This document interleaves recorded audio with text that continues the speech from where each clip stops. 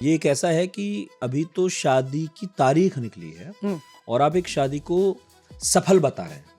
शादी को सफल बताने में 10 साल लीजिए कम से कम। तारीख तो नहीं निकली कि हमने रोका कर लिया। पर आपको लग रहा था कि इस बार हो जाएगा। देखिए, मैं यूरोप अब 40 साल से कर रही हूँ, तो हमने सोचा कि अगर हमने भी पैसे लगाए होते तो कुछ ना कुछ हम जीत के आते। शर्त जीत जाती है। बिल्कुल। बाहर की दुनिया कैसी है एक्सप्लेन करते हैं तो कहती है जंगल के जैसे है। अमेरिका की तरफ से इस डील की आलोचना हुई है, व्हाइट हाउस नाराज है। मैं यूरोपियन यूनियन के फॉरेन मिनिस्टर से मिली थी। 1945 के बाद पहली बार ये एहसास हो रहा है कि अमेरिका अपना नहीं है। हमें ये एहसास 1947 से आज तक है कि हमारा अपना कोई नहीं है। देखिए, ताली एक हाथ से नहीं बजती। हाँ, एक हाथ से थप्पड़ लगता है, 2 हाथ से ताली बजती। ठीक बात। दावोस समिट अमीरों की किट्टी पार्टी पिकनिक जैसा है, इससे ज्यादा ये कुछ है नहीं। सब रिसेट भी तो हो सकता है ट्रम्प के जाने के बाद। देखिए, ट्रम्प रूल्स बेस्ड ऑर्डर को वो बिल्कुल खत्म करने पे तुले हुए। चाइना के 2 हैं वहाँ पे, 2 राजदूत, एक बेल्जियम के लिए, हाँ, एक यूरोपियन यूनियन और के एक लिए। European union. आप देख सकते हैं कि वो कितना निवेश कर रहे हैं, कितना डिप्लोमेटिक एनर्जी डाल रहे हैं अपना तालमेल बनाए रखने के लिए। हमारे यहाँ से एक ही एम्बेसडर है। कार्नी ने हमें समझाया कि वर्ल्ड ऑर्डर में अब ट्रांजिशन नहीं हो रहा है, तरह का रप्चर है। इसके अलावा उन्होंने, जैसे मैंने बताया, रियल पॉलिटिक की बात की। ट्रम्प नंबर 1 बाजीगर है, वो अब चाल चलेंगे अपनी।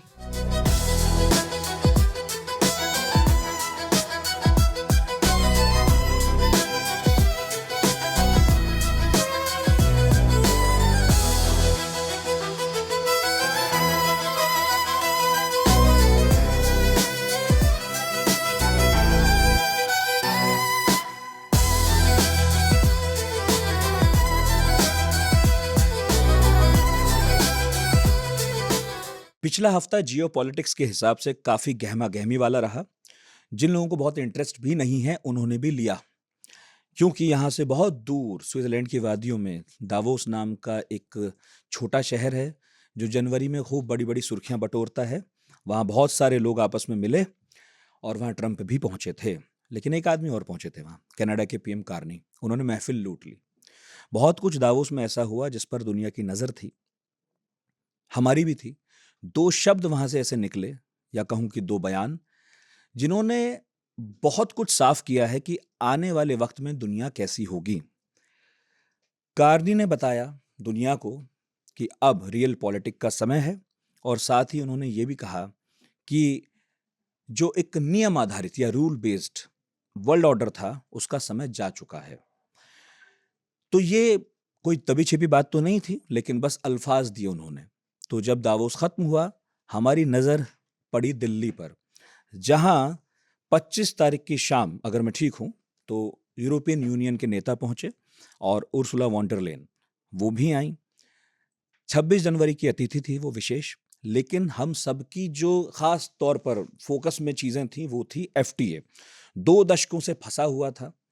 हम एक ट्रेड डील चाहते थे यूरोप से, यूरोप हमारे साथ चाहता था। और जब ट्रम्प लगातार धमकियां दे रहे हों हिंदुस्तान को, बाहें मरोड़ रहे हों यूरोप की, तो ये बहुत इंपॉर्टेंट हो गया। तो फिर फाइनली बधाई हो आप सभी को, बधाई हो यूरोप को, ये डील हो गई है। हालांकि अभी लागू होते होते साल भर लगेगा, लेकिन वो बाद में। फिलहाल तो काफी हंसी खुशी का माहौल है और व्हाइट हाउस में थोड़ी सी असहजता है, क्योंकि बयान आने लगे हैं यूरोप पर, वो नाराज हैं। तो ये सब कुछ इतना हुआ है चारों तरफ कि हमने सोचा मंगलवार का दिन ठीक नहीं रहेगा बात करने के लिए, क्योंकि कल तक तो डील की ही चर्चा चल रही थी। तो शो थोड़ा सा लेट हुआ है, इसके लिए माफी। बुधवार को आए हैं हम, लेकिन आए हैं ऐसे एक्सपर्ट के साथ कि जिनसे बात करके आपका दिल खुश हो जाएगा। आपका स्वागत है मैम, प्रोफेसर उम्मू सलमा बावा। आप 40 साल से पढ़ा रही हैं। फिलहाल आप जेएनयू में स्कूल ऑफ इंटरनेशनल स्टडीज में सेंटर फॉर यूरोपियन स्टडीज की प्रोफेसर हैं। एक चीज और, आपको जर्मनी ने हाईएस्ट सिविल ऑनर से सम्मानित किया है। मतलब भारत में आप मानिए कि पद्म भूषण, आपको यह अवार्ड मिला, काफी यंग एज में मिला। और ये ऐसे ही नहीं मिलता भाई साहब, ये बहुत सोच समझ कर दिया जाता है उन लोगों को जो इन 2 मुल्कों के बीच में संबंधों की बेहतरी के लिए लगातार काम करते हैं, सक्रिय रहते हैं। और एक बात और है, जब ये डील हो रही थी तो आप इसे बहुत क्लोजली कवर कर रही थी, आप हमारे साथ संपर्क में थी और आपका हमसे वादा था कि जब ये डील हो जाएगी, मैं फ्री हो जाऊंगी, तब आपके शो में आऊंगी। जी फाइनली आप आ गई। जी, नमस्कार। तो मैं कह रहा था जैसा कि हमने मंगलवार से बुधवार कर दिया इस बार अपना शो, सिर्फ इसलिए कि आप आए और हमें कुछ इंसाइट्स थे, क्योंकि टीवी चैनल्स पर, अखबारों में जो चीज़ें चल रही हैं सोशल मीडिया पर, उससे तो ये लग रहा है कि बहुत अच्छा है, सब हरा हरा है, बहुत मज़ेदार हो गया है और कुछ एक जवाब जैसा मिल गया है अमेरिका को, क्योंकि वो हम पर टैरिफ ठोक रहा है 25+25%, और यूरोप को कह रहा है अब खुद संभालो अपना। क्या वाकई, मतलब अगर पहला सवाल मेरा ये हो सकता हो, कभी किसी को लग सकता है कि ये तो हंसी खुशी के माहौल में विघ्न डाल रहा है, लेकिन क्या सब कुछ इतना अच्छा है, सब कुछ इतना बढ़िया है, हमें खुशी ही मनानी चाहिए? इस डील में कुछ भी ऐसा नहीं है कि हमें जिसके प्रति सचेत होना चाहिए? पहले तो यहाँ इनवाइट करने के लिए आपका बहुत बहुत नहीं, धन्यवाद। आपका शुक्रिया। हाँ, तो देखिए बहुत सारे मुद्दे हैं, तो हाँ। मैं एक एक करके उठाती हूँ। सबसे पहली बात, अगर खुशी हुई तो, और जो स्टॉक मार्केट देख रहे तो कल उनके लिए दिवाली का दिन हो गया था, बिल्कुल। तो खुशी की बात है। देखिए जो ये एग्रीमेंट हुआ है इंडिया और यूरोपियन यूनियन के बीच में, पहले भी पहल की गई थी 2007 में, और 2013 तक बातचीत गई और वो विफल हो गई थी, फेल हो गई थी। उस टाइम पे इस किस्म का एग्रीमेंट नहीं था। उस टाइम पे उसको कहा गया था बायलैटरल इन्वेस्टमेंट और ट्रेड, यानी दो पहलू थे उसके, एक तरफ तो ट्रेड था और दूसरा इन्वेस्टमेंट भी था। और देखिए ऐसा नहीं है कि दोनों जो अर्थव्यवस्थाएं एक जैसी हैं, तो आप ट्रेड और ये जब देख रहे हैं, ऐसे डील करते हैं, तो आप देखेंगे कि आप कहाँ पे आपके लिए उसमें फ़ायदे होगा, अगला साइड भी देखेगा। तो उस समय मुश्किल इतना हो गया था कि उसको हमने छोड़ दिया था। तो इसलिए कहा जा रहा है कि 2 दशक हो गए थे, और 2026 में कायदे की बात है। लेकिन जो अभी शुरू हुआ बातचीत 2022 में, तो इस बार क्या करा कि ट्रेड को अलग कर दिया, इन्वेस्टमेंट यानी जो निवेश कहते हैं उसको अलग कर दिया, और ज्योग्राफिकल इंडिकेटर्स जो जहाँ पे किसी भी चीज़ का प्रोडक्शन होता है उसको अलग कर दिया। तो इससे क्या हो गया कि एक सहूलियत ही हो गई कि हम एक बहुत ही पेचीदे जो हैं डिस्कशन में नहीं जाने वाले। हमने इन तीनों चीज़ों को अलग कर दिया। तो 22 में जब शुरू हुआ, अब जाके कल जो है एक हम कह सकते हैं कि राजनीतिक यानी पॉलिटिकल ठप्पा लग गया है कि दोनों साइड्स ने अग्री कर लिया कहाँ पे दोनों कितना देने को और लेने को तैयार हैं। और इसको सिर्फ अगर हम बायलैटरल देखें तो अपने मायने रखता है, बट उसको अभी थोड़ा सा एक बड़े जो है कैनवस पे देखें तो वो सबसे अहम मुद्दा है कि अमेरिका क्या कर रहा है। उसलिए उसके बारे में कहने को थोड़ा सा मैं सभी दर्शकों को पिछले साल को वापस ले जाऊंगी। 2 अप्रैल की तारीख है, जिसे ट्रंप ने उस दिन कहा लिबरेशन डे है। तब उन्होंने अनाउंस करा कि दुनिया वालों अब होश संभाल लो, हम आ रहे हैं। बिल्कुल फिल्मी स्टाइल में उन्होंने ऐलान करा। राष्ट्रों की एक लंबी लिस्ट उन्होंने दिखाई और कहा कि भाई तैयार हो जाइए, मैं आप सबके ऊपर टैरिफ ठोकने वाला हूँ। और भारत को जो हमारा एक जो द्विपक्षीय रिलेशन है, जो हम काफ़ी मजबूत और संभला हुआ मान रहे थे, हमने सोचा कि एक दोस्ती है, ख़ास दोस्ती है, उस चीज़ का थोड़ा तो ध्यान रखा होगा। उन्होंने 25% ठोक दी, कोई लिहाज नहीं किया, और आगे और भी कर दिया। तो इससे क्या हुआ कि तुरंत, और वो एकदम इमीडिएट था, यानी उन्होंने कुछ तारीखें अनाउंस करी, और अगर आप इतने टाइम पे ये कुछ शर्तें रखी नहीं करेंगे तो ऑटोमेटिकली तो आप मान लीजिए 50% के कैटेगरी में आ गया। अब तो वो कह रहे मैं और भी कर सकता हूँ। तो उसका नतीजा ये हुआ कि यहाँ से जो इंडियन एक्सपोर्टर हैं, जो यूएस को एक्सपोर्ट कर रहे हैं, उनके ऊपर तो जैसे कि आप सोचिए कि एक तरीके से सब डोर्स जो हैं बंद हो गए, दरवाजे बंद हो गए। तो उस संदर्भ में अगर आप ये डील को देखें तो ऐसे लगता है कि सारे भारतीय त्यौहार हम एक ही दिन कल मना लिए। जैसे प्रधानमंत्री ने कहा कि दिन भी बहुत मायने रखता है। अपने तारीख थी 27 जनवरी, और यूरोपीय समुदाय या यूरोपियन यूनियन जिसे हम कहते हैं, उसके भी मेंबर्स जो देश हैं वो 27 हैं। तो 27 पे 27, तो कुछ तो जो न्यूमेरोलॉजी करते हैं उनको पता होगा। लेकिन हमारे लिए तो ये था कि हाँ, 4 साल की कड़ी मेहनत के बाद जो है ये FTA साइन हुआ है। तो वो इसीलिए अब उसकी बारीकी में जाना पड़ेगा देखने के लिए कि क्या दोनों साइड्स ने एक दूसरे को कहाँ रियायतें दी हैं, और उसका भारत के संदर्भ में उसका क्या महत्व होने वाला है, कितना मार्केट खुलेगा, कितनी ये जो आशाएं लग रही हैं वो होंगी, कितनी जो आशंकाएं हैं जो आपने अभी बताया वो जो सामने मेरे पहले आएंगी। सवाल में ही है। हाँ, लेकिन इंतजार था 2 दशकों से, कोई तो बात रही होगी कि मार्केट खुला नहीं था यूरोप का हमारे लिए। जितना हमें समझ में आता है एक आम हिंदुस्तानी होने के नाते, वो ये कि अभी तक यूरोप जो हमें देख रहा था वो शायद अमेरिकी नज़रों से ज़्यादा देख रहा था।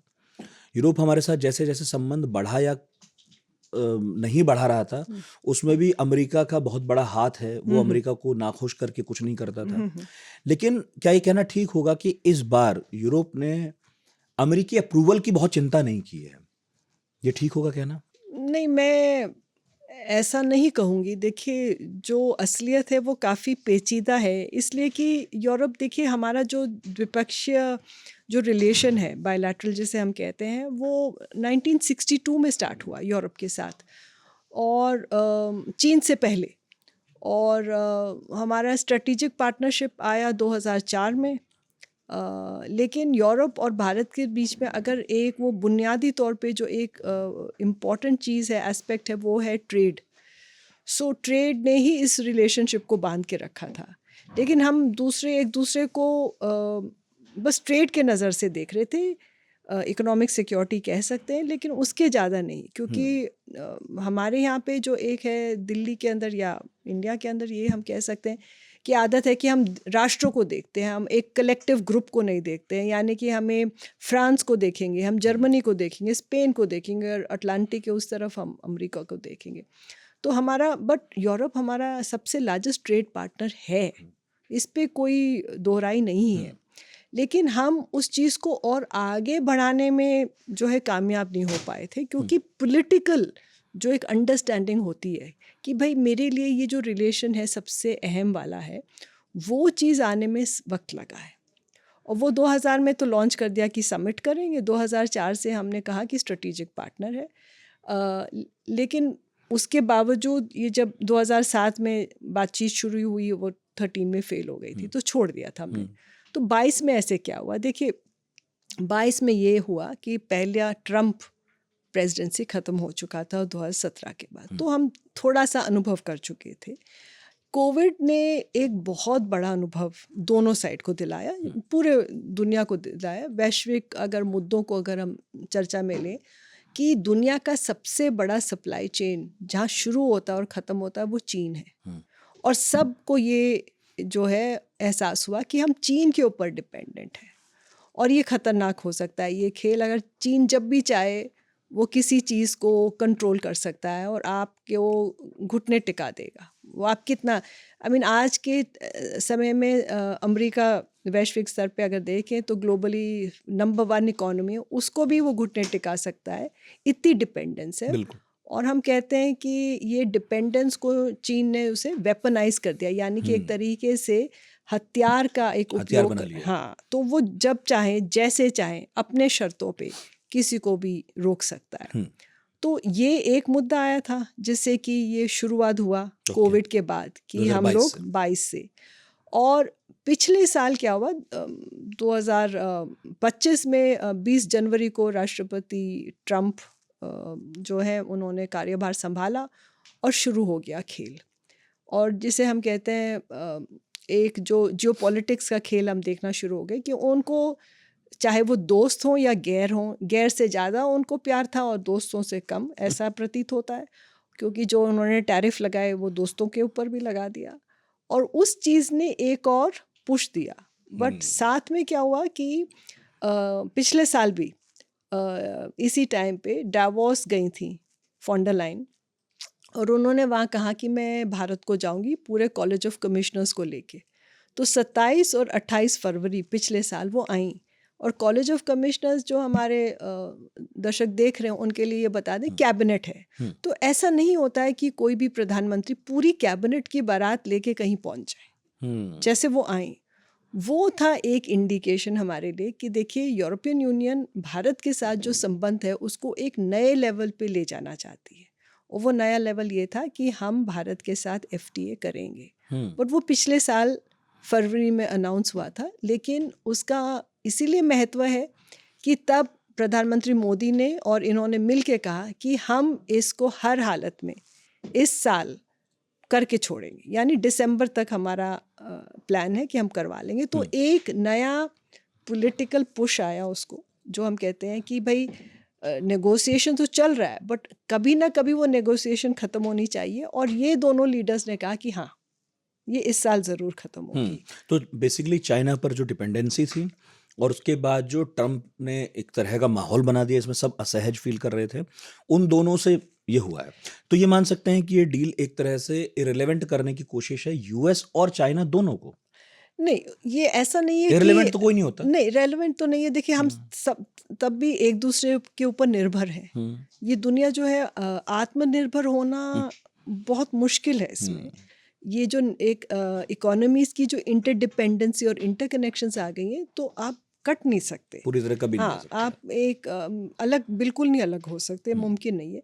मैं ये कहूँगी कि नेगोशिएशंस में हमने पहले से शुरुआत करी, और वक्त के साथ इन 4 सालों में क्या हुआ है कि ऐसे डेवलपमेंट्स हुए जिन्होंने इनेबल करा कि हमारे आपस के बीच में भी जो कुछ चीज़ों में सहमति नहीं थी, उन चीज़ों पे हम दोबारा एक नए नज़रिए से देख सकें। और हालात ऐसे बन गए कि दोनों एक साथ खड़े हो गए। देखिए हमारे लिए, भारत के लिए, हम ग्लोबल साउथ में हैं। हमने पहले से देखा है दुनिया को अलग तरीके से कि आपके बहुत कम दोस्त हैं। यूरोप वेस्ट में है, उनकी दोस्ती 80 साल से, वो जिसे हम कहते हैं ट्रांस अटलांटिक पार्टनरशिप है अमेरिका के साथ।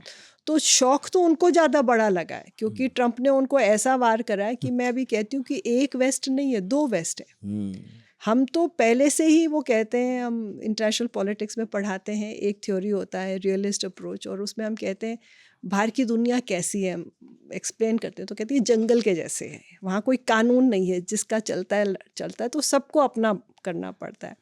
तो हमारे लिए तो दुनिया ऐसी ही रही है ना। हमारे दृष्टिकोण से भारत के साथ कौन खड़ा होता है? दोनों तरफ अगर दोनों बॉर्डर को देखें, 2 ऐसे राष्ट्र हैं जिनके साथ हमें, अब तो हम ट्रू फ्रंट वॉर पे भी आ गए हैं पिछले साल से, तो हमारे कोई दोस्त ऐसे नहीं है।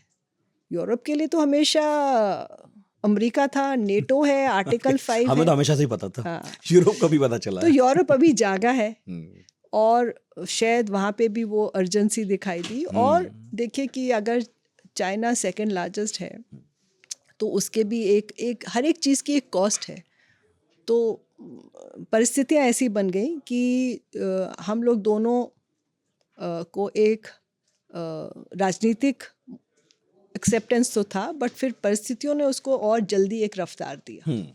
और इसीलिए था क्योंकि डेट थी समिट की, सही। और इनको हम आमंत्रित किया गया था परेड के लिए, तो 26 जनवरी के लिए। तो ये था कि, तो मैं जब 26 की शाम इन लोगों से बात कर रही थी, तो मुझे बोला गया कि हाँ बिल्कुल, जैसे किन लोगों से कर रही थी आप? मैं जो है उनके लैंग्वेज में, बट साधारण लैंग्वेज में, फॉरेन मिनिस्टर से मिली थी, यूरोपियन यूनियन के फॉरेन मिनिस्टर से मिली थी, और बाकी लोगों से पूछा क्या है। तो बिल्कुल जैसे कि बातचीत डाउन द लाइन, वो कहते हैं, मंडे शाम तक तय हुई।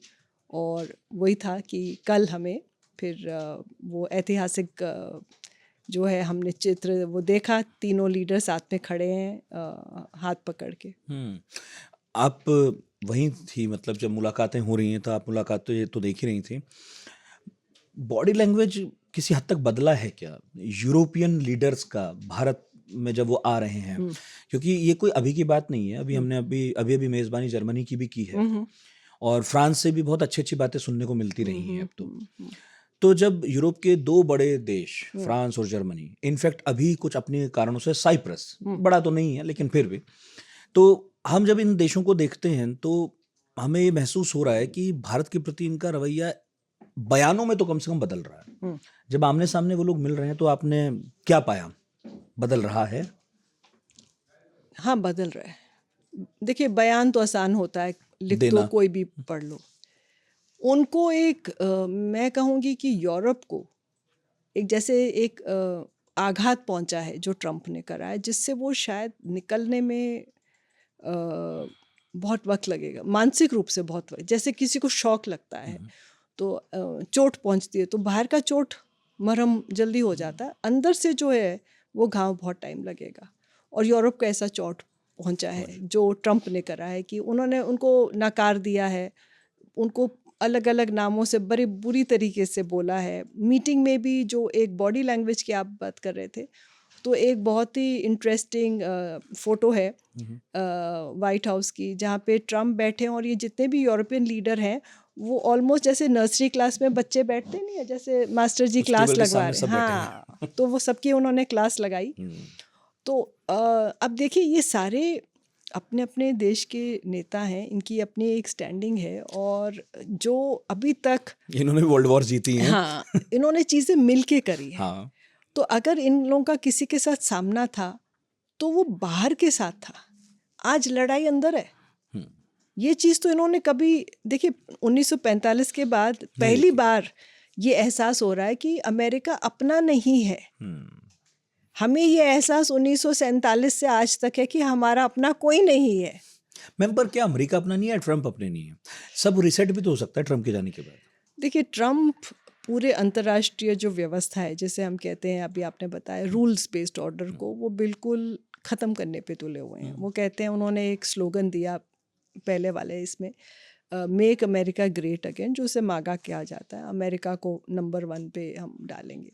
तो अमरीकी सोसाइटी भी काफ़ी अंदर से जो है डिवाइडेड हो चुकी है, और इसके चलते जो वो एक ही साल ख़त्म हुआ है इनके टेन्योर का, पूरे 3 साल हैं, और इस 1 साल में जो इन्होंने जो एक शॉक सिस्टम को दिया है, उससे तो हम निकल ही नहीं पा रहे हैं। आई मीन आपको पता नहीं है, रात के 2 बजे उठ के ट्विटर फीड देखना पड़ता है कि आज उन्होंने क्या सोच रखा है। आई मीन फॉरेन पॉलिसी का ऐलान पहले वहाँ होता है। तो आप सोचिए कि और 3 साल में क्या होगा। उन्होंने 67 अंतर्राष्ट्रीय संगठन से अमेरिका को निकाल लिया है। यानी जिसे हम कहते हैं ग्लोबल गवर्नेंस के जो इंस्टीट्यूशंस हैं, जिस पे अमेरिका की छाप है, वो डिज़ाइन के ऊपर। इनको 1945 में ब्रेटन वुड्स इंस्टीट्यूशन कहा जाता है, अमेरिका ने ही बनाया था इनको, और उसी ने एक निर्णायक रोल प्ले करा है, उनका संचालन किया है, उसी के माध्यम से सब कुछ चला है। आज वही चीज़ बिल्कुल हिल रही है। तो इसलिए कल ये कहा गया था, अगर दोनों हमारे प्रधानमंत्री और फॉन्डर लायन और बाकियों का बयान सुनेंगे, तो उन्होंने कहा कि ये एक जो FTA है, एक साइन है फॉर डेमोक्रेसी और रूल्स बेस्ड ऑर्डर। तो आप उससे समझ सकते हैं कि नाम नहीं किसी ने बताया। डेमोक्रेसी का मतलब एक तरफ चीन है और अमेरिका में जो हो रहा, और दूसरा रूल्स बेस्ड ऑर्डर के लिए बहुत सीधा कहा गया था कि हम दो, ये जो भारत और यूरोपीय समुदाय का अगर टोटल हम पॉपुलेशन देखें तो 2 बिलियन है। हाँ, और जो GDP देखें तो 1/4, तो कोई छोटा नंबर नहीं है ये अगर हम सोचें तो। कल एक, इसलिए मैं कह रही हूँ ना, ये सिर्फ एक इकोनॉमिक चीज़ नहीं थी जो कल हुई है। नहीं, हमारे मूल्यों में इतनी समानता है। हाँ, अगर ऐसे कोई डेमोक्रेसी के खैर बहुत सारे आंकड़े कभी किसी को ऊपर दिखाते हैं, कभी इसको नीचे दिखाते हैं, एक अलग बात है, लेकिन फिर भी बहुत सारे देशों के मुकाबले अगर देखा जाए तो हिंदुस्तान की डेमोक्रेसी को सेलिब्रेट ही किया जाता है। दूसरा, यूरोप में भी जो डेमोक्रेसी हम देखते हैं उसे हम भी मानते हैं कि हाँ, वहाँ चुनाव ठीक ठाक होते हैं, नेता बदले जाते हैं, विचारधारा के आधार पर चीज़ें चलती हैं। हमारे लोकतांत्रिक मूल्य भी एक जैसे हैं। फिर ऐसा भी नहीं कि यूरोप को हमने कभी देखा नहीं है। यूरोपियन से आते रहे हैं, हम भी वहाँ जाते रहे हैं, कितने सारे स्टूडेंट्स वहाँ पढ़ते हैं। जर्मनी के साथ तो सांस्कृतिक रिश्ता भी है। फिर क्या वजह रही कि यूरोप और हम इतनी दूर रहे, जबकि दूरियां कोई अगर वैसे देखी जाए ज्योग्राफिकली इतनी दूर नहीं है? क्यों फिर ऐसा रहा? देखिए जस्ट बिकॉज मैं ऐसा लग रहा है, आपको टोक के कह रहा हूँ, जैसे हम एक दूसरे को ना फिर से खोज रहे हैं, रिडिस्कवर कर रहे हैं। मेरे यूरोप हमें कर रहा है, हम उसे कर रहे हैं। देखिए नया दौर है, लिखेंगे नई कहानी, वो एक गाना है ना पुराना वाला, तो वही वाला है कि आप जानते एक दूसरे को हैं, मूल्य एक जैसे हैं, लेकिन आपके रिश्तों का जो बुनियाद है वो एक जगह से नहीं शुरू होता है। तो उनका इतिहास अलग है, हमारा इतिहास यूरोप के साथ एक कॉलोनियल पीरियड का है, जिसमें हम ब्रिटेन के साथ हमारा रिश्ता है। इंग्लैंड से तो बट ठीक है हमारे रिश्ते। नहीं, वो देखिए उसमें भी उतार चढ़ाव आते रहते हैं। पॉइंट ये है कि जस्ट यूरोप ने बहुत टाइम तक हमेशा इस चीज़ का बयान करा है कि वैल्यूज़ बहुत इम्पोर्टेंट है, मूल्य बहुत इम्पोर्टेंट है। और मैं कहती हूँ कि देखिए वो सब तो है, बट आप इंटरेस्ट की बात करिए, क्योंकि अल्टीमेटली अगर आप इतना वैल्यूज़ की बात करते हैं और डेमोक्रेसी बहुत इम्पोर्टेंट है, ह्यूमन राइट्स और ये सब रूल ऑफ लॉ, तो फिर आप चीन के साथ बिजनेस कैसे कर रहे हैं?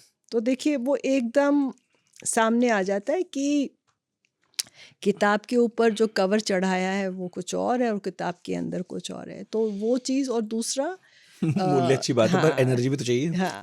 और देखिए तो ये है कि वैश्विक स्तर पे जो चीज़ों ने एक चेंज आया है 1990 के बाद, उसमें यूरोप भी हमें काफ़ी 1962 पे मैंने कहा शुरू हुआ था। उस टाइम यूरोपियन इकोनॉमिक कम्युनिटी कहलाया जाता था। हमारा रिलेशनशिप वो हमेशा विकास के भूमिका से ही देखते थे, हमें उसके आगे कभी देख नहीं पाए।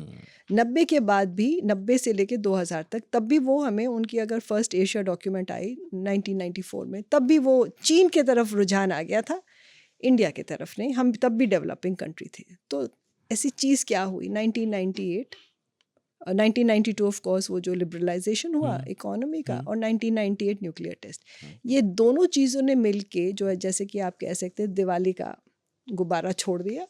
और 2000 के बाद एक ट्रांसफॉर्मेशन शुरू हुआ, बट वो प्रोसेस है।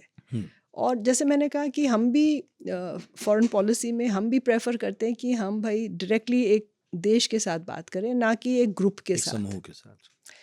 और इनका ऐसा है कि इनके इस समूह के अंदर जो रीजनल इंटीग्रेशन कहा जाता है, इसमें इकोनॉमिक जो मुद्दे हैं वो इन्होंने 27 राष्ट्रों ने यूरोपीय समुदाय को दे रखा, वो उनके बिहाफ उन्होंने इकट्ठे कर लिए। हाँ, है ना। तो वहाँ पे जब आप एक ईयू के इकोनॉमिक जो अभी कमिश्नर हैं उनसे बात करें, तो आप सोचिए कि 27 की लाइन है उनके पीछे।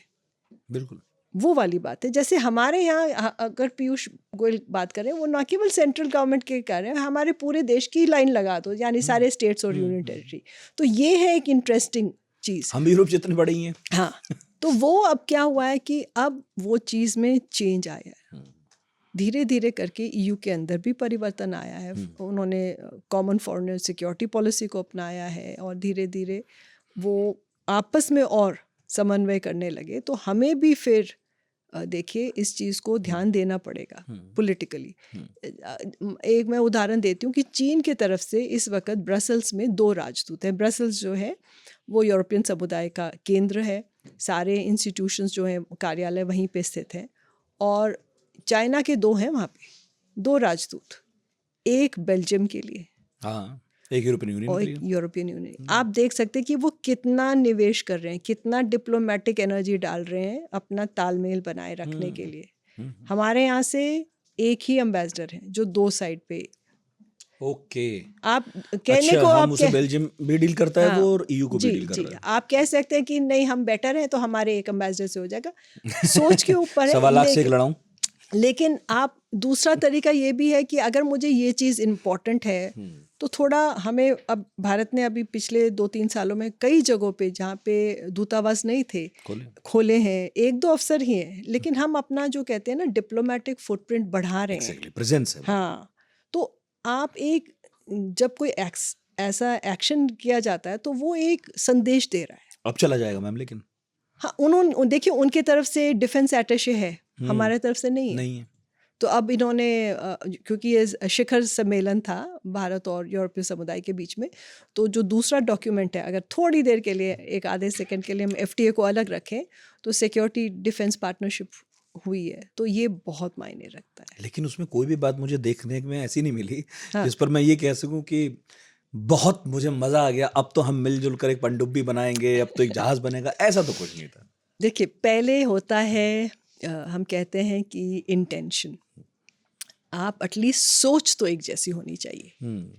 अगर हमने एक दूसरे को उस नज़रिए से ही नहीं देखा है तो एक्शन तो बहुत दूर की बात है। तो जो कल जिस चीज़ पे एक एग्रीमेंट हुई है, सिक्योरिटी डिफेंस पार्टनरशिप, वो अब इस समय का जो संदर्भ है उसमें बहुत मायने रखता है। 2 पहलू हैं उसके, कि एक, यूरोप खुद अपने सुरक्षा के लिए स्ट्रगल कर रहा है, ये बात किसी से छुप नहीं रही है। और यूरोप ने अगर 1957 में ट्रीटी ऑफ रोम साइन हुआ था, तब 6 कंट्रीज़ ने मिल के ये बनाया था, बढ़ गया है 27 देश हैं, बट इनके लिए हमेशा एक सेफ्टी नेट था और वो था नेटो। नेटो 1949 से है, वो भी बढ़ गया है।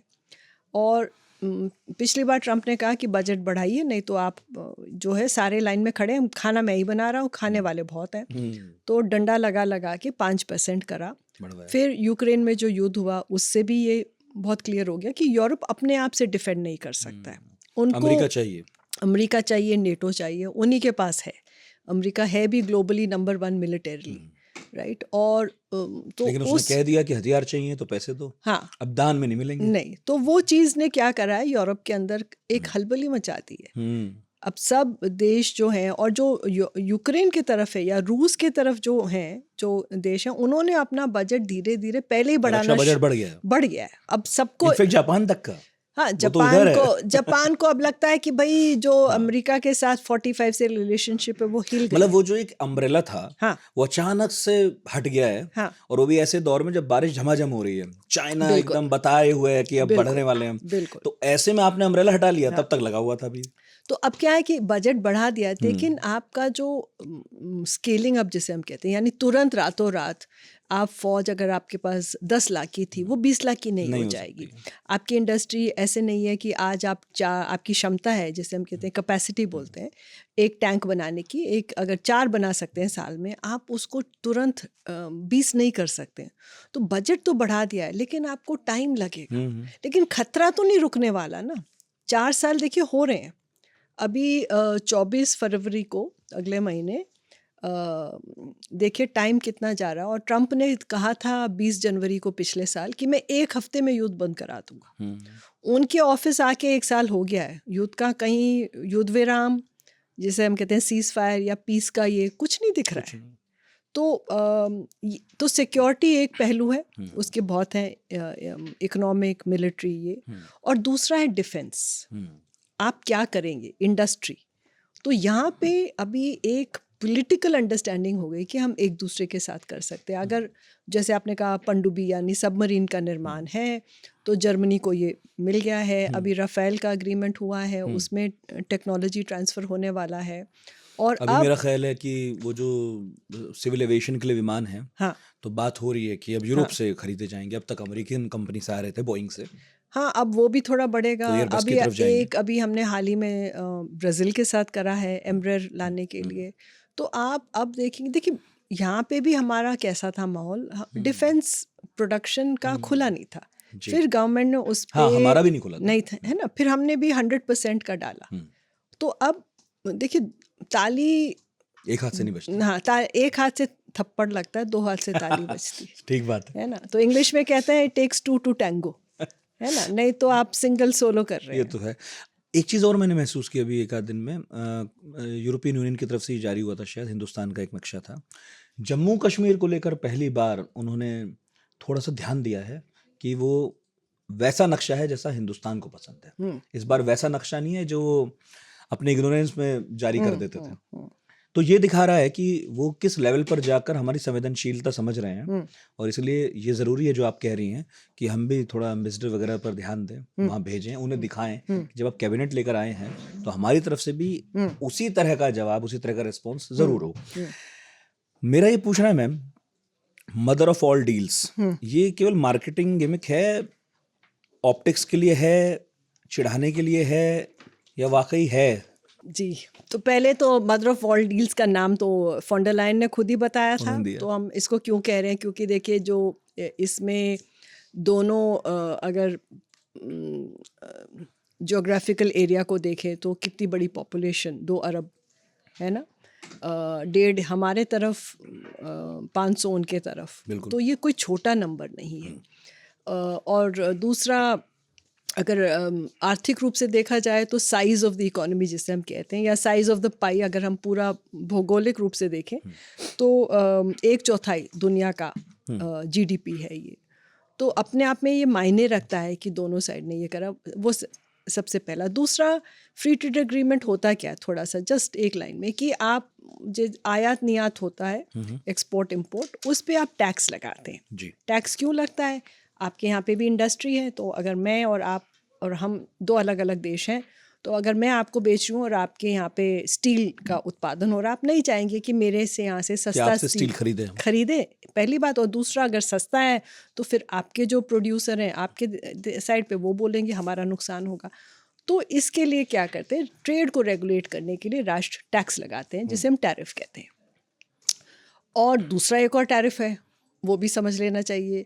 वो जो टैक्स का नहीं होता बट बाकी अलग सब कुछ उसमें आता है, वो कहते हैं नॉन टैरिफ बैरियर। यानी कि स्टैंडर्ड्स लगा दिए। हमने कहा कि भाई आपने इसको कैसे प्रोड्यूस करा, कारपेट ले लीजिए। कारपेट एक ऐसा चीज़ था इंडिया और यूरोप के बीच में कि हमें वो टैग लगाना पड़ा कि इसमें बच्चे इन्वॉल्व नहीं, चाइल्ड लेबर फ्री है।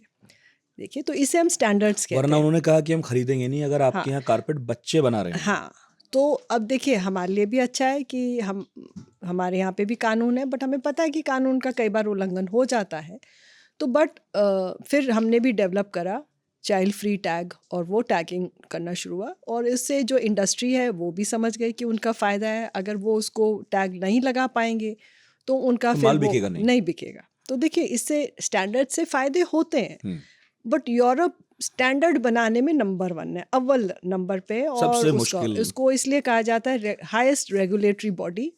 और यहाँ तक कुछ देश उससे कहते हैं रेगुलेटरी इम्पीरियलिज्म, समझ लीजिए। है ना, उपनिवेशवाद है ये, नए किस्म का रेगुलेशन रूल्स बना के करता है, इसके बहाने करता है। हाँ, तो ये जब लग जाएंगे तो ये इसे नॉन टैरिफ बैरियर कहा जाता है। इसमें वो पैसा नहीं ले रहा हमसे, लेकिन ऐसी शर्तें लगा देगा कि आपके लिए मुश्किल हो जाएगा बनाना और वहाँ बेचना। हाँ, कि मीन्स आप अगर फलाना डाई उन्होंने बोल दिया है ये कैंसर प्रोड्यूसिंग है, हमने इसको निकाल दिया है, अगर आपके यहाँ अभी भी यूज़ हो रहा है तो कहते हैं जी आप कर लीजिए इंडिया में, बट हमारे यहाँ हम उसको अलाउ नहीं करेंगे। तो जंगल काटना हुआ, तो कुछ पशुओं पर बिल्कुल हुई, बिल्कुल बहुत सारी चीज़ें, हाँ ये सब है। तो ऐसा नहीं है, डाउन साइड है, बट आपको ये ध्यान में रखना है कि एक बहुत ही विकसित अर्थव्यवस्था है, दूसरी विकासशील है, समस्याएं हैं, हमारी पॉपुलेशन की साइज़ भी बहुत बड़ी है, तो रातों रात सब चेंज नहीं होता है। तो वो चीज़ को समझ में लाने में, बट क्या है कि हम ज़ीरो टैरिफ पे आ गए हैं। जैसे अगर मैं कुछ देखूँ, कुछ लेबर इंटेंसिव हैं, जो आपने पहले भी प्रश्न पूछा था, अमेरिका ने 50% डाल दिया। अब ज़ीरो टैरिफ का मतलब है इन सबको चैन की सांस आई होगी कल कि अब वंस ये डील पूरी चीज़ें उसकी फाइनलाइज हो जाएंगी, यूरोप के जब बेचेंगे जेम्स और ज्वेलरी, लेदर, टेक्सटाइल्स, इस पे ज़ीरो टैक्स है। तो उसका फ़ायदा क्या होगा कि दूसरे देशों के तुलना में हम ज़्यादा बेच सकते हैं। यहाँ पे अगर आपको ज़्यादा वॉल्यूम्स प्रोड्यूस करना पड़ेगा तो आपको यहाँ पे जाहिर सी बात है कि आप ज़्यादा लोगों को नौकरी में लगाएंगे।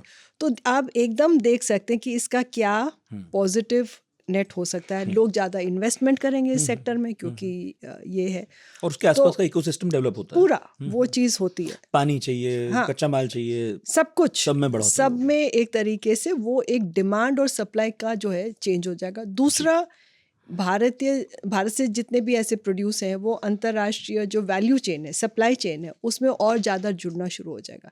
छोटी सी एक जो है मुरादाबाद फेमस है कॉपर वेयर के लिए, और अपना वो इसके लिए वो कुछ उसको डिमांड आएगा, कुछ बड़ा करो। एक छोटा सा भी SME जुड़ सकता है बड़े के साथ और बड़े वैल्यू चेन का हिस्सा हो जाएगा। ये ऐसी ये होती है।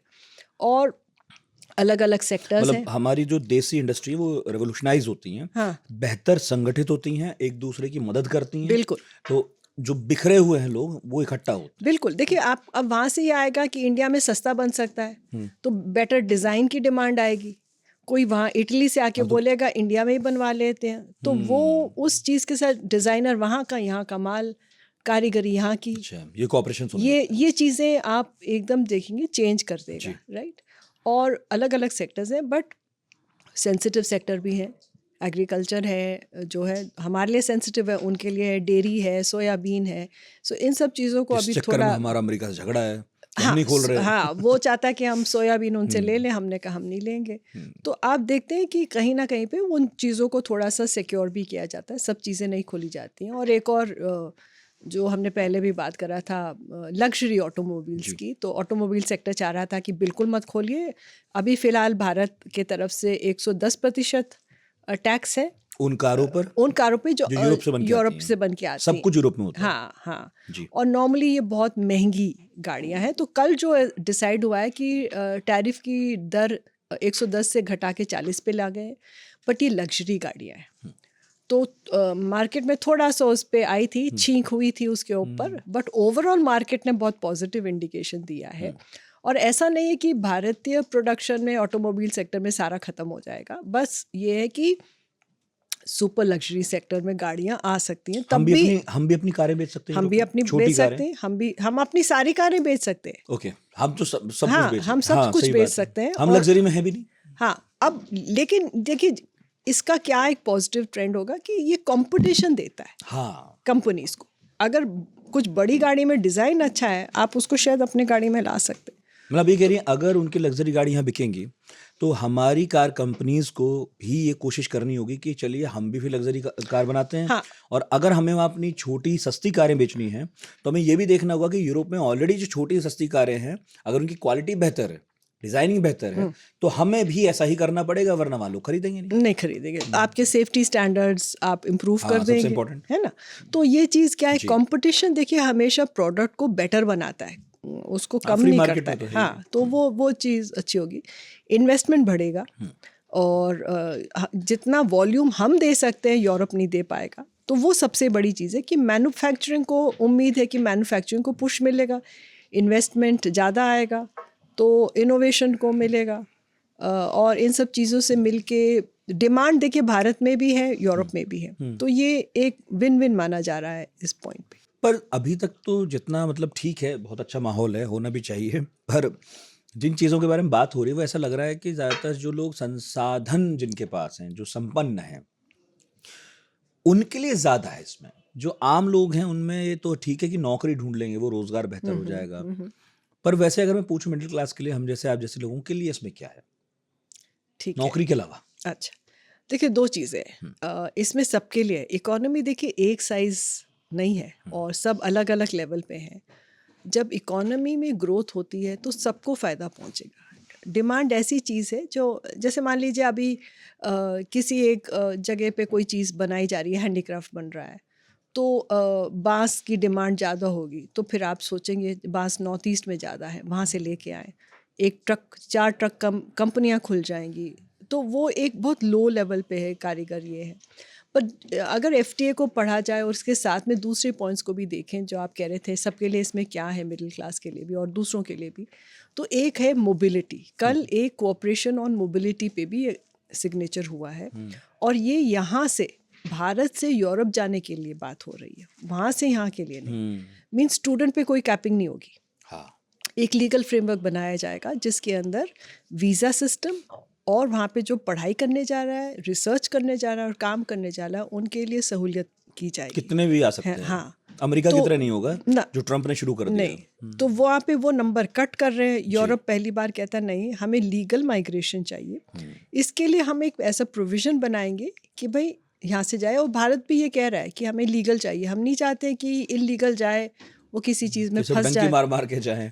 हाँ, वो वाला थोड़ा आसान कीजिए। हाँ, तो वो चीज़ करी जा रही है। तो आप देखिए कि एक डिमांड और सप्लाई अलग है। अगर हम पॉपुलेशन के नंबर देखें तो यूरोप में फर्टिलिटी रेट्स कम है, पॉपुलेशन की साइज छोटी है। हमारे यहाँ जिसे हम कहते हैं इंग्लिश में डेमोग्राफिक डिविडेंड, यानी एक यूथ बल्ज है पर्टिकुलर एज ग्रुप का, तो वो कहीं ना कहीं तो फिर सोचेगा ना जाने के लिए, तो उनके लिए एक चांस है। ये नहीं है कि सब जाने वाले हैं, बट अपॉर्चुनिटी खुल जाएगा।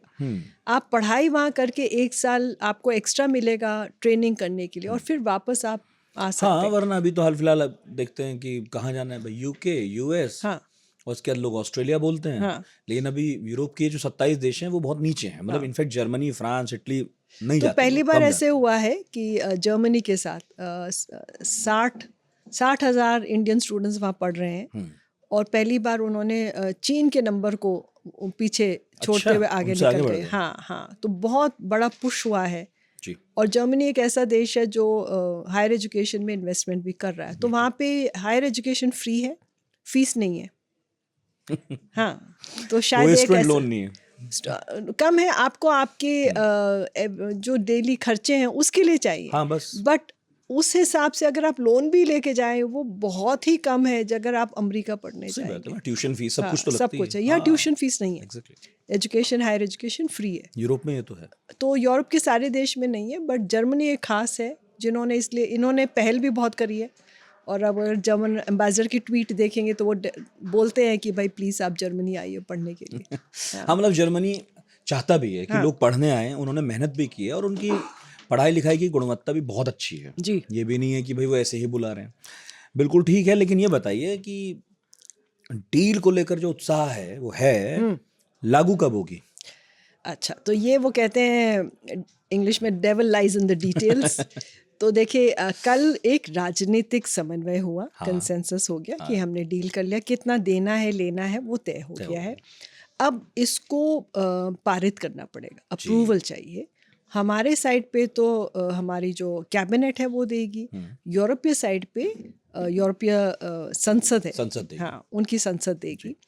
वो थोड़ा सा ट्रिकी है क्योंकि अभी कुछ हफ्ते पहले यूरोप ने मेर्कोसुर राष्ट्र जो साउथ अमेरिका में है उनके साथ एक डील करा। ये भी एक ग्रुप है। हाँ जी। तो 25 साल लगे और पार्लियामेंट में 10 वोट से हार गया। 10 वोट, सिर्फ 10 वोट। तो थोड़ी और राजनीतिक पहल अगर की गई होती तो वो 10 वोट आ जाते। तो ये एक वेकअप कॉल है उनके लिए, यूरोप के लिए, कि सारी चीजें हो गई, मेहनत हो गई, सब कुछ हो गया था लेकिन 10 वोट से कहीं ना कहीं किसी को देखिए ऐसा नहीं कि जब एक डील होता है सब खुश हो जाएंगे, किसी ना किसी को कोई चोट तो पहुंचेगी, राइट। अब जैसे कल वो स्टॉक मार्केट ने, जितने भी ऑटोमोबाइल कंपनी है सबको एक छींक आई कल। ऐसा नहीं है रुमाल देना पड़ा, वो शाम तक सब कुछ शांत हो गया कि भाई ठीक है। बट इस लेन देन में थोड़ा तो होता है। सरकारें बात तो करती होंगी अपने इंडस्ट्री लीडर्स से, जी जी किसी भी बिल्कुल सेक्टर की, भाई ये खोलने जा रहे हैं, कितना खोलें ना खोलें। क्योंकि जब आप इतने बड़े कैनवास पे चीजें देख रहे हैं तो छोटी छोटी इंडस्ट्रीज के हित भी देखने तो पड़ेंगे आपको, लेकिन मार्केट भी खोलना पड़ेगा आपको। देखिए सब कुछ करना पड़ेगा। सरकार का काम इतना मुश्किल भी नहीं भाई साहब। हाँ देखिए 1990 में जब अर्थव्यवस्था मुश्किल में आ गई थी और 1992 में हमने इकोनॉमी को ओपन अप करा, तो एक उस टाइम का था बॉम्बे क्लब जी। जो उस टाइम के लीडिंग इंडस्ट्रियलिस्ट थे। उन्होंने बोला नहीं बिल्कुल नहीं करना, क्योंकि वो चाहते हैं बस, वो तो सिर्फ अपनी चाहते हैं, करेक्ट। तो आज देखिए कि उस चीज़ को भी ओवरकम करके आपने इकोनॉमिक लिबरलाइजेशन का स्टेप लिया। तो हमेशा जब भी आप कोई ऐसी नीति अपनाएंगे तो कोई ना कोई होगा जिसको लगेगा कि उनका नुकसान है। बिल्कुल। बट आप थोड़े लोगों के नुकसान में ज़्यादा लोगों का हित का तो नहीं कर सकते हैं। तो उम्मीद है, अपने पीयूष गोयल साहब ने कहा है कि साल के ख़त्म होते होते इसको अप्रूवल मिल जाएगा और उम्मीद है कि अगले साल तक ये मतलब बात ये है कि वहाँ की संसद में पारित कराने का काम तो बाकी है। हाँ वो यूरोपियंस को ही करना पड़ेगा, बट क्योंकि एक बार अब वो देख चुके हैं तो क्या है, तो वो तो उनकी पूरी कोशिश रहेगी, जद्दोजहद रहेगी कि पारित करवा दें। अमेरिका की तरफ से इस डील की आलोचना हुई है, व्हाइट हाउस नाराज है। कोई फर्क पड़ता है? देखिए व्हाइट हाउस तो खुशी के मौके में बिल्कुल वो उनको इस बात का है कि कंपटीशन में यूरोप आगे निकल गया। नहीं, उन्होंने ये कहा है, जो मुझे समझ में आया है, कि हम तो आपके लिए जूझ रहे हैं, लड़ रहे हैं, आप लोग यूक्रेन के लिए हमसे मदद मांगते हैं। हाँ। हमने भारत पर इसलिए टैरिफ लगा दिया क्योंकि ये लोग रूस का तेल रिफाइन कर करके बेच रहे थे, तो घुमा फिरा के रूस यही तो पैसा यूज कर रहा है और हम बुराई ले रहे हैं आपके चक्कर में और आप जाके वहां डील कर रहे हैं। हाँ। तो अमेरिका का नाराज होना अगर ऐसे देखा जाए तो ठीक है, लेकिन वैसे देखा जाए तो क्या ही ठीक है। क्या यूरोप के बात नहीं पता है कि हम रिफाइन करके तेल बेच रहे हैं और यूरोप ने क्या ये रास्ता खुद नहीं खोल रखा था? नहीं, यूरोप ने भी अपना डील कर रखा है, ऐसा बात नहीं है। देखो हाँ। अमेरिका को कोई भी डील जिसमें उसको कुछ ना मिले तो वो हमेशा नाखुशी रहने वाला है। अमेरिका के साथ भी ऐसा FTA करने की बातचीत चली रही थी, वो कुछ मुद्दों को लेके जो है आगे चला गया है। तो ये एक वो कहते हैं ना, पहली प्रतिक्रिया थी, रिएक्शन था कि ये है। बट अमेरिका यही देखेगा, अगर इन्होंने कर लिया तो फिर हम पीछे रह जाएंगे। देखिए ट्रम्प पहले हमेशा ज़्यादा बोलते हैं मैं ये कर दूंगा वो, और फिर वो आखिर में मान ही जाते हैं। चीन के साथ देखिए उन्होंने क्या कहा कि मैं क्या नहीं करूँगा, और फिर चीन के साथ डील कर ही ली उन्होंने। तो ये तो डील करने के लिए ऐसा करते हैं। हाँ हाँ, तो वो इसीलिए कहा जाता है कि भाई वो आपके एक आम जो नेता है, पॉलिटिशियन वो नहीं है, उनका पॉलिटिक्स से कुछ लेना, वो बिजनेसमैन है, वो डील करते वही हैं। ट्रांजैक्शनल हाँ, तो एक हाथ ले एक हाथ दे। हाँ, तो वो चलिए ना खुश है, लेकिन हमारे लिए अगर ये थी कि दोस्ती की आप लाज रखेंगे, तब तो फिर भारत के साथ ऐसा रवैया नहीं किया होता ना 50% वाला। नहीं, लेकिन क्या इससे वो कहेंगे नहीं भले, लेकिन क्या एक प्रेशर बनता है कि अब अमेरिका को भी भारत के साथ डील करनी पड़ेगी। अभी तक तो वो ये मान रहे थे, इंतजार कर रहे थे कि हम टैरिफ कम कराने के लिए व्हाइट हाउस जाएंगे, हाथ पैर जोड़ेंगे, और हो नहीं रहा है। प्रधानमंत्री मोदी और ट्रम्प का आमना सामना हो नहीं रहा है। हो रहा है। वो यहाँ नहीं जा रहे, वो वहाँ नहीं आ रहे। हाँ। और जो वैसे प्लेटफॉर्म्स हैं जहाँ मिल सकते थे, वहाँ भी हम थोड़ा बचे हैं। हाँ, लेकिन क्या हो सकता है ऐसा कि अब इस डील को देखकर थोड़ा सा नरमी व्हाइट हाउस की तरफ से भी देखने को मिले कि कर लेते हैं? हो भी सकता है। देखिए, नए राजदूत आ गए हैं, अमेरिकी राजदूत, उन्होंने अपने क्रेडेंशियल्स दे दिए हैं जी। और थोड़ा सा वो कहते हैं ना, भाई आप भी अपने लिए एक एग्जिट स्ट्रेटजी सोचेंगे कि भाई अब इन दोनों ने तो कर लिया, और कल ऐसे हाथ उठा उठा के कह रहे थे कि हमने तो जैसे बाजी मार ली। तो ट्रम्प नंबर 1 बाजीगर हैं, वो अब चाल चलेंगे अपनी। वो तो आपको दिख ही रहा है, दिसंबर से जनवरी के 4 दिनों के अंदर क्या हुआ था। तो वो ऐसा नहीं है कि साइड लाइन पे बैठेंगे, सोच रहे होंगे कुछ। डेफिनेटली कुछ तो होगा। अमेरिका को ऐसा नहीं है, आई मीन या तो वो यूरोप को कुछ पुश करेंगे या इंडिया को पुश करेंगे, वो बात तो है। अब झुकेंगे या वो उधर झुकाएंगे, ये नहीं पता है। देखिए, तो रास्ता दें या ना दें, पता हाँ, नहीं। उनका ये है कि कल यूरोपियन यूनियन ने भी कहा है कि वो जो ऑयल एंड गैस, तेल और गैस जो रूस से ले रहा है, उसको धीरे धीरे बंद करने की लास्ट वो चीज़ अप्रूवल हुई है। तो वो और कुछ प्रेशर डाल सकते हैं कि मैं ये दूं या ना दूं, बट उसका मतलब ये नहीं कि भारत और यूरोपियन यूनियन अपना जो उन्होंने कल FTA एग्री कर लिया, उसको हम उस पर कोई फर्क पड़ने वाला। उसको नहीं उससे। आज सुबह का अखबार है, इंडियन एक्सप्रेस आया था, एक लेख छपा है। शिव नाडर यूनिवर्सिटी के प्रोफेसर है रजत कथूरिया। अच्छा, हाँ। उन्होंने कहा कि इस डील को सही तरह से समझने के लिए, अब मैं पता नहीं सही पढ़ रहा हूँ नहीं, मोंडल फ्लेमिंग ट्रेलेमा, इसे समझना जरूरी है। तो मुझे लगा ये थोड़ा टेक्निकल है, तो आपसे ही पूछूंगा, आप आई गई थी, ये क्या है कि इस डील को समझने के लिए हमें ये समझना है, इसे सरल भाषा में। अच्छा, मैं ये कहूँगी कि रजत को जानती हूँ, वो इकोनॉमिस्ट है, मैं इकोनॉमिस्ट नहीं हूँ, मैं IR एक्सपर्ट हूँ, तो मैं उस मामले में नहीं जाऊँगी। वो उसको ज़्यादा पेचीदा कर रहे हैं। देखिए, डील के बहुत पहलू होते हैं, जस्ट सिंपल। इसमें जैसे आपने शुरू में पूछा था कि क्या वाकई में सबको केक का एक हिस्सा मिलेगा, असलियत हम बस ताली बजाने वाले लोग हाँ, हैं। बिल्कुल। तो देखिए, डील को इम्प्लीमेंट करना पड़ेगा, उसको समय लगेगा। कहीं पे भी जब हम कह रहे हैं कि जो है 40 लाख वर्क फोर्स की हमें जो है कैपेसिटी बिल्डअप करनी है, कुछ भी रातों रात नहीं होने वाला। ऐसा कोई तिलिस्मी कुछ नहीं होगा, किसी के पास नहीं है। ये स्लो चीज़ें हैं, सही है। और इनके बहुत पहलू हैं। तो आप ऐसी चीज़ को कैसे पढ़ के देखेंगे एक FTA को? इकोनॉमिकली 2 साइड्स ने अग्री करा, एक बहुत पावरफुल स्टेटमेंट है। और जो अभी का जो वैश्विक जो संदर्भ है, उसके अंदर एक पॉलिटिकल मैसेज गया। सही बात है। भारत और यूरोप से वॉशिंगटन को एक पॉलिटिकल कि बेटा तू हमें अगर पीटने की सोच रहा है, कुछ हम भी कर सकते हैं। तो कल हमने वो कर दिखाया, जो काफ़ी लोगों ने बोला कि ये हो नहीं पाएगा। हाँ, जो आप कह रही थी। हाँ, तो एक पॉलिटिकल मैसेज है, पर आपको लग रहा था कि इस बार हो जाएगा? मुझे, देखिए, मैं यूरोप अब 40 साल से कर रही हूँ, तो हमने सोचा कि अगर हमने भी पैसे लगाए होते तो कुछ ना कुछ हम जीत के आते। शर्त जीत जाती है। बिल्कुल, 100%। हाँ, तो लग ही रहा था आपको, हो भी गया। हाँ। लेकिन होते होते वही कुछ लोगों ने जो आंकड़ा लगाया कि भाई 2032-33 होते होते हाँ। तब जाके आपको असर दिखने शुरू होंगे। ये एक ऐसा है कि अभी तो शादी की तारीख निकली है और आप एक शादी को सफल बता रहे हैं। शादी को सफल बताने में 10 साल लीजिए कम से कम। तारीख तो नहीं निकली अभी, हमने वो ये बोलेंगे कि हमने रोका कर लिया। हाँ। नहीं, तारीख नहीं, मतलब 1 साल बाद जब पारित हो जाएगा तो तारीख तब होगी। तारीख निकलेगी जब वो होगी।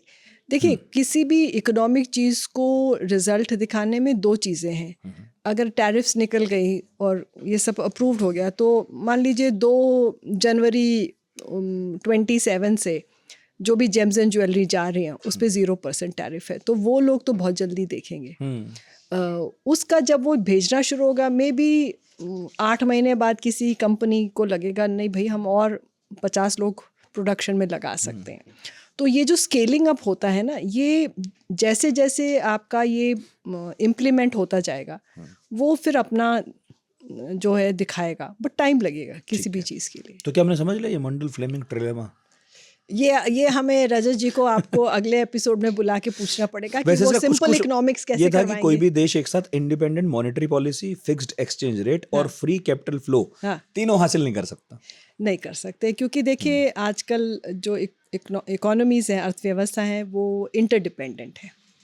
और अगर डॉलर के रेट में उतार चढ़ाव आ जाए, हम भी डॉलर से बंधे हुए हैं, तो तुरंत हमारे ऊपर अफेक्ट ये होता है, क्योंकि हमारा सबसे बड़ा इंपोर्ट आइटम तेल है और इमीडिएटली उसका इम्पैक्ट हमारे ऊपर पड़ जाता है। तो हम अपने आप से नहीं कर सकते। अब उन्होंने वेनेजुएला को ले लिया, वो कहते हैं वहाँ की तेल भारत आ सकती है, चलिए थोड़ी रियायत हो जाएगी, बट इसीलिए ये है कि आप अकेले नहीं हैं आर्थिक रूप से। आप इसे हम कहते हैं कॉम्प्लेक्स इंटरडिपेंडेंस भी कहते हैं। और अगर ये जो डिपेंडेंस है, जो आप निर्भर हैं, उसको अगर आप वेपनाइज कर दें तो फिर बहुत भयानक हो जाता है।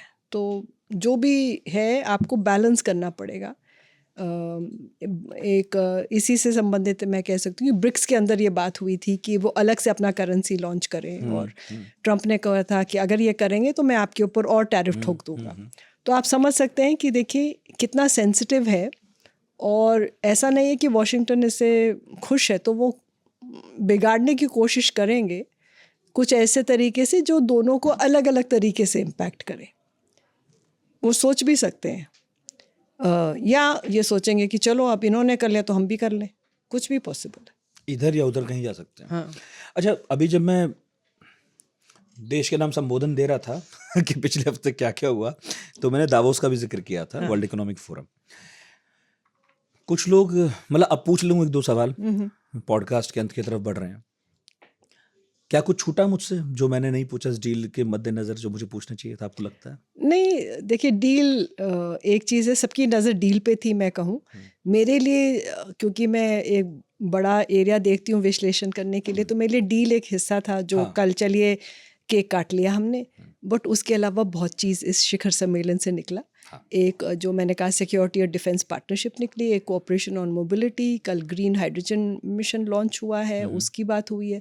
सो काफ़ी 14-15 आउटकम डॉक्यूमेंट्स हैं जिसका अभी फ़िलहाल डिटेल्स अभी आनी बाकी हैं, और उस पर मीडिया की भी नज़र नहीं है। तो मैं कहूँगी कि तो जहाँ से हेडलाइन बन सकती थी वो उड़ गई हेडलाइन लेकर सब नहीं, वो क्या है कि देखिए सबकी नज़र केक के ऊपर ही थी।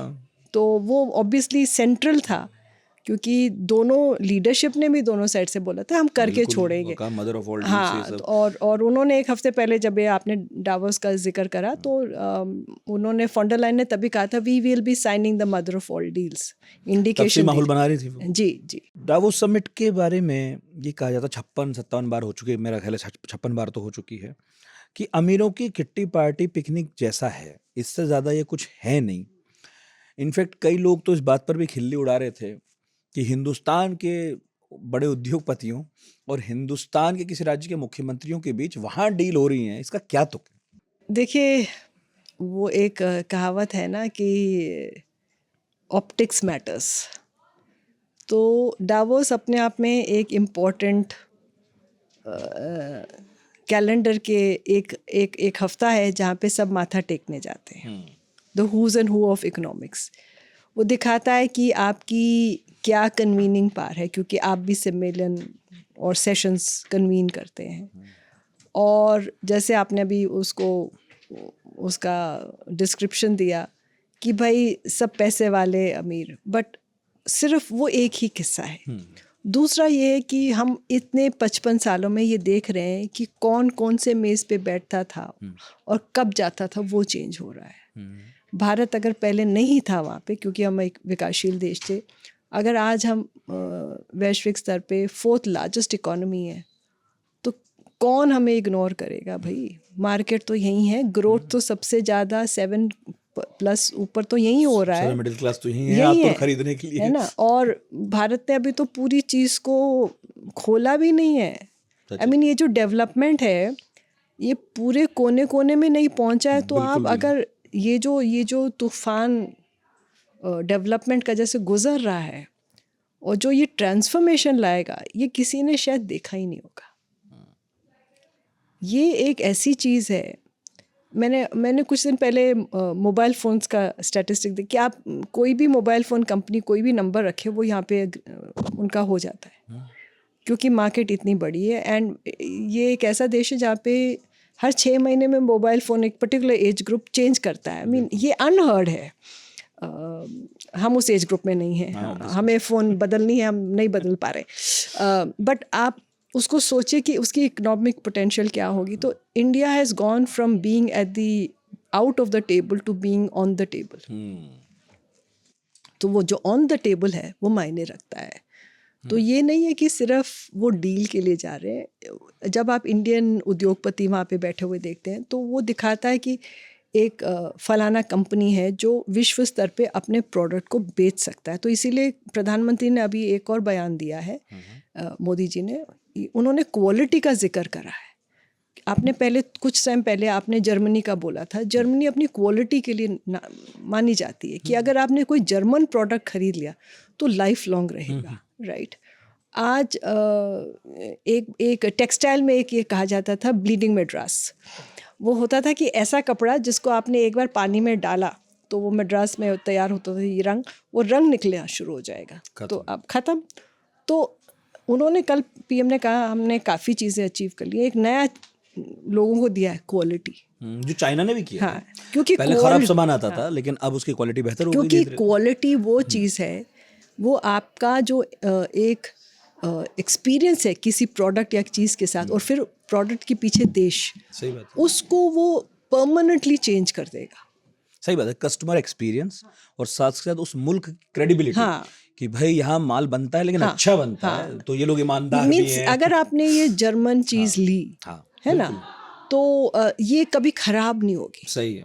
तो ये जो चीज़ एक दिन में नहीं बनी है, उन्होंने भी तो वक्त लगा के बनाया है। तो कल जब पीएम ने आह्वान करा है कि भाई प्लीज़ आप क्वालिटी का सोचें, तो देखिए वो बता रहे हैं कि अब इंडिया का, तो ये डावोस में ये है कहानी कि इंडिया वो देश है जहाँ पे आप इन्वेस्ट कर सकते हैं, इंडिया वो देश है जहाँ पे आप मैन्युफैक्चरिंग कर सकते हैं, वॉल्यूम मिलेगा, इनोवेशन है, एंड मोस्ट इम्पॉर्टेंटली हम क्वालिटी पे भी खरे उतरेंगे। तो बहुत मल्टीपल मैसेजिंग है। और देखिए मैसेजिंग ऐसी चीज़ होती है, 3/4 खाली हवा होता है, बट अगर आप बिलीव कर लेंगे तो वो बिक जाएगा। तो इसीलिए डावोस में अब वो दोनों साइड्स साथ में आ रहे हैं। लीडरशिप इज़ इम्पोर्टेंट, पीएम भी जाते हैं, फॉरेन मिनिस्टर, दूसरे लोग, और इंडस्ट्री भी दिखाने के लिए। इंडस्ट्री कुछ पीछे नहीं है उस मामले में। तो ये इम्पोर्टेंट है कि राइट G7 है, उसका कोई औपचारिक कोई इंस्टीट्यूशन नहीं है, लेकिन 1973 में बना था ऑयल क्राइसिस के दौरान, अभी भी कायम है। G20 बन गया था ग्लोबल फाइनेंशियल क्राइसिस के 2000 के बाद, लेकिन आप देख सकते हैं कि वो G7 क्लब अब भी टिकी हुई है। तो ये ग्रुपिंग्स ऐसी हैं जिनका एक और मीनिंग होता है कि देश एक दूसरों के साथ अपने रिलेशंस कैसे बनाते हैं, औपचारिक रूप से और अनौपचारिक रूप से। मेरा आखिरी सवाल इसी डावोस समिट से जुड़ा हुआ। डील्स अपनी जगह हैं, लेकिन जैसा मैं कह रहा था कि कैनेडियन पीएम मार्क कार्नी जब पहुंचे तो उन्होंने बहुत ही साफ साफ शब्दों में वो कहा जो बहुत सारे लोगों के जहन में रहा होगा। वो शब्द नहीं खोज पा रहे थे या हिम्मत नहीं कर पा रहे थे, लेकिन कार्नी ने जब कहा तो स्टैंडिंग ओवेशन ने बताया कि हाँ, ये तो हमारे मन की बात कह दी। इसमें कुछ हम जैसे स्टूडेंट्स के लिए भी था कि कार्नी ने हमें समझाया कि वर्ल्ड ऑर्डर में अब ट्रांजिशन नहीं हो रहा है, एक तरह का रप्चर है। इसके अलावा उन्होंने, जैसा मैंने बताया, रियल पॉलिटिक की बात की। उन्होंने बड़े दुखी मन से ये सब बातें भी कही कि भाई हम तो इस रिचुअल में साथ ही थे, जो जहाँ जहाँ हो रहा था हम पहुँच रहे थे, और अब लेकिन हमें लग रहा है कि दुनिया बदल गई है। तो ठीक है, अब दुनिया बदल गई है तो हम भी बदल गए हैं। इसके अलावा बोल रहे थे if we are not on the table we are on the menu. तो एक हद तक डराया उन्होंने दुनिया को, बताया कि भाई अब डरने का दौर भी है ये। दूसरी तरफ ये आशा भी की कि बदलती दुनिया में हम सब बदलेंगे। फिर आपको क्या इस स्पीच के बारे में लगा, क्योंकि मुझे तो ये बहुत शानदार लगी, मतलब प्रोफेसर टाइप। और ट्रूडो के बाद कार्नी को देखना। नहीं, ट्रूडो के बाद तो बिल्कुल सही आप कह रहे हैं। देखिए, बहुत ही एक मीन्स अगर मैं एनालिसिस करूं as a Indian, but what ऐसा स्पीच, क्या जो उन्होंने बोला एक इंडियन एनालिस्ट के लिए नई बात थी? नहीं, पता था। हमें पता था कि दुनिया ऐसे ही है। तो जहाँ पे आप हैं वहाँ से हर एक के लिए दुनिया एक जैसी नहीं दिखती। ये शायद कनाडा और यूरोप इन दोनों के लिए वेकअप कॉल था। इनका जो एक दुनिया का वर्ल्ड व्यू था वो हिल चुका है। अमेरिका ने ऐसा हिलाया है ख़ास तौर पे एक साल में कि वो एक के बाद एक उनको शौक आ रहा है। कनाडा को तो उन्होंने बोला हम 51 नंबर पे ले लेंगे, ग्रीनलैंड को 52 पे ले लेंगे। उनकी तो ख्वाहिशों की लिस्ट ख़त्म नहीं होती है। राष्ट्रपति भी कहा था। हाँ, तो वेनेजुएला को उन्होंने बोल दिया मैं एक्टिंग प्रेसिडेंट हो गया, उसके क्या क्या नहीं कह रहे। तो हमें पता है कि जो फॉरेन पॉलिसी में जो चैलेंजेस जो हम कहते हैं, हमारे लिए तो हमेशा हमारा जो नेबरहुड है हम कहते हैं इंडिया के लिए, वो कोई आसान नेबरहुड नहीं था और हमें हर चीज़ बड़ी मुश्किल से मिली है। तो ये जो स्पीच है स्वाभाविक है वहाँ के लिए तो बहुत अच्छा लगा होगा कि एक नेता उनके बीच में से खड़े होकर उसने बोला मैं जवाब दूंगा। तो ट्रंप ने बोला तू क्या जवाब देगा, हम कल चाहें तो आपको भी हम हड़प लें या ले लें। तो आप उसको ये उनकी सराहना कर सकते हैं कि चलिए उनमें हिम्मत तो थी इस चीज़ को बोलने के लिए। अभी तक तो बाकी कोई बोल नहीं रहा है, बट उन्होंने एक बहुत इंपॉर्टेंट बात, if we are not at the table we are on the menu, ये भी कहा कि देखिए पावर एक ऐसी चीज़ है कि वो आपको इतना ये दे सकता है कैपेसिटी, आप क्या कर सकते हैं वो ट्रंप दिखा रहा है। हिंदी में कहते हैं जिसकी लाठी उसकी भैंस, करेक्ट। तो वो आज वही दिख रहा है। हमें कोई नई बात नहीं है, हमारे लिए दुनिया हमेशा थोड़ी जो है मुश्किल वाला है और हम इसीलिए हमने कहा कि हमें ऑगमेंट करना, इंक्रीज़ करनी अपनी हर कैपेसिटी।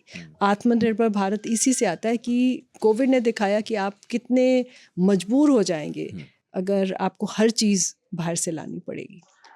ठीक है कॉस्ट है लेकिन उसको भी हम ये करेंगे। तो कार्नी का मैसेज थोड़ा उम्मीद भी देता है और उस उम्मीद में ये भी है कि ठीक है आप दूसरे राष्ट्रों के साथ अब कैसा व्यवहार करेंगे, क्या आपके व्यवहार में इस कथन के बाद चेंज आएगा, वो इम्पोर्टेंट होता है। राइट, कनाडा भारत के बीच में हमें अब ये देखना पड़ेगा। ऐसा स्पीच दिया, अब वो कनाडा को कैसे, कनाडा भारत के साथ कैसा एंगेज करेगा, हाँ, कैसी पॉलिसी बनाएगा। वो राइट, ट्रूडो जहाँ छोड़ के गए उससे आगे आप कहाँ जाने वाले हो, अगर उसी पॉलिसी पे कुछ बदलोगे। ये आपने कल तारे चमका दिए वहाँ पे डावोस में, तो वो सिर्फ उनके लिए तो उनका आसमान तो नहीं होगा ना, आसमान तो सबका है, तो हम भी तारे देखना चाहेंगे ना। हाँ भाई, तालियां बटोर ली आपने। हाँ, लेकिन अब करके दिखाइए, वो अमेरिका से थोड़ा इधर उधर चल के दिखाइए। वो चीज़ पॉलिसी यूरोप ने किया। हाँ, यूरोप और इन सबको अभी एक झटका तो लगा है, बट वो लोग अब कोशिश करेंगे उस चीज़ को इम्प्लीमेंट करने के लिए। बिल्कुल। और उसमें जो है जो इम्पोर्टेंट चीज़ होगी पार्टनरशिप, आप किसके साथ पार्टनरशिप करेंगे। तो कल जो अंटोनियो कोस्टा हैं जो कमीशन के प्रेसिडेंट हैं, तो उन्होंने जो है काउंसिल के प्रेसिडेंट हैं, तो उन्होंने एक अपने ट्वीट में एक डाला, फाइनली चॉइस मैटर्स। वो बहुत छोटी सी चीज़ थी, end of the tweet choice matters. तो कल मैंने फिर शाम को हैशटैग डाला चॉइस मैटर्स। Choice matters. हाँ, बहुत बहुत शुक्रिया प्रोफेसर साहिबा। नमस्कार। आप सुन रहे थे प्रोफेसर उम्मू सलमा बाबा को। आपको सुनकर समझ में आया होगा, 40 साल से पढ़ा रही हैं वो और यूरोप को करीब से देख रही है। बातचीत का लबोलुबाब यही है कि यूरोप को या कनाडा को जो कल परसों पता चला वो हमें पहले से पता था, और पहले से पता था तो उसकी तैयारियां भी हो ही रही थी। फाइनली दिल टूटा है यूरोप का और अब वो भारत के पास आया है इसके उपचार के लिए, समाधान के लिए। पर आगे दुनिया किधर जाएगी, कहाँ जाएगी मालूम नहीं, क्योंकि यहाँ तो हर हफ्ते कुछ ना कुछ होता रहता है। अमेरिका में कुछ ना कुछ घटता रहता है, और अमेरिका पिछले 100 साल में इतना मजबूत मुल्क तो बना ही है, कम से कम है ही, कि वो जो कुछ कहता है करता है उसका असर पूरी दुनिया पर होता है। इसलिए इस शो को हम हर हफ्ते लाते हैं, पता नहीं कब क्या हो जाए। बढ़िया है। इतनी धैर्य से सुना आपने, बहुत बहुत शुक्रिया। कमेंट बॉक्स खुला है, आपकी राय जो भी इस मुद्दे पर रखिएगा ज़रूर। सारे कमेंट्स पढ़ते हैं हम, और चैनल सब्सक्राइब ना किया हो तो प्लीज़ कर लीजिएगा। बहुत बहुत शुक्रिया।